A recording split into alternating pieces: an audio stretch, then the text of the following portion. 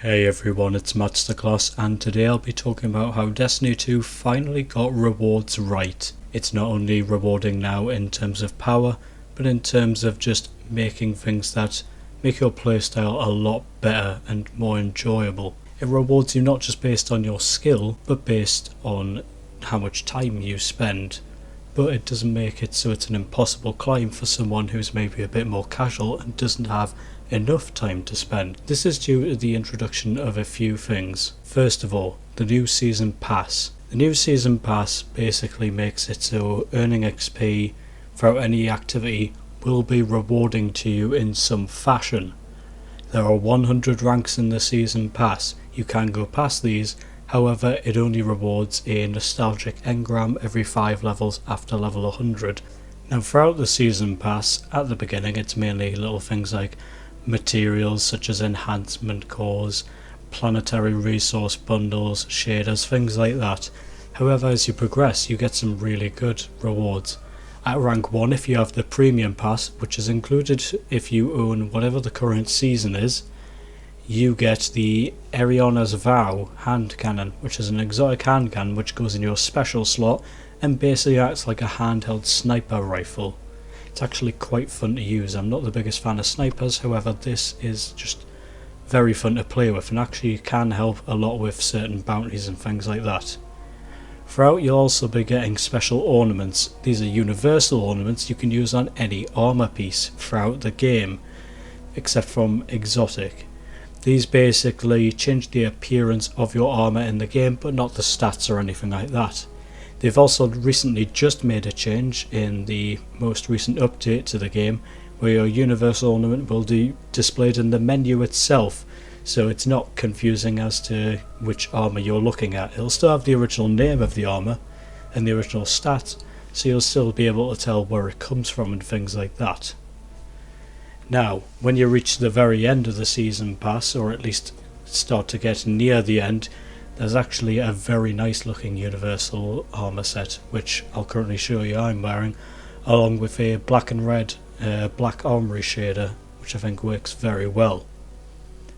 Now there's little things that you can get an XP booster, which basically makes your ranking up a bit faster through the season pass. There's also, just a little tip, ghosts with guiding light, which gives you an extra 10% XP in any activity. Those do work for this, so I'd recommend having one of those on.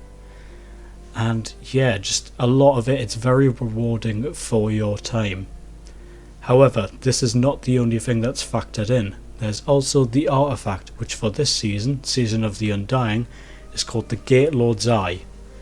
This basically, each time you get a level, gives you one mod slot unlock. There are different columns of mods throughout this artifact, and you basically choose which ones from each row you want to enable. This will be things like, at the very end, you can choose to have a void grenade which weakens enemies, basically acting a bit like a tether on the enemy. Or you might want a finisher which generates heavy ammo but takes away half of your super. Little things like that. And then there's reloaders in the middle column, which give you things like enhanced submachine gun loader, enhanced auto rifle loader. A lot of things which just benefit your playstyle in different ways. However, you can only choose 12 unlocks. After you've finally got all your unlocks, it will then reward you 1 light level per level up of the artifact.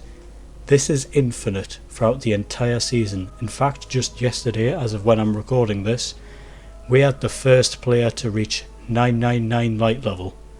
They went through the Shattered Throne dungeon and completed it to see what would happen. As it's indicated in the lore, this would perhaps break the curse on the Dreaming City.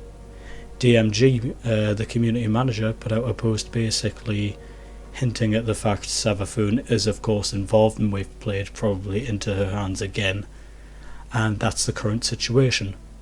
Now you're probably thinking it's going to be a bit game breaking if you can just infinitely light level. However, it takes a very long time to roll over the XP to get to a high light level with this, and it resets seasonally as there's a new seasonal artifact per season.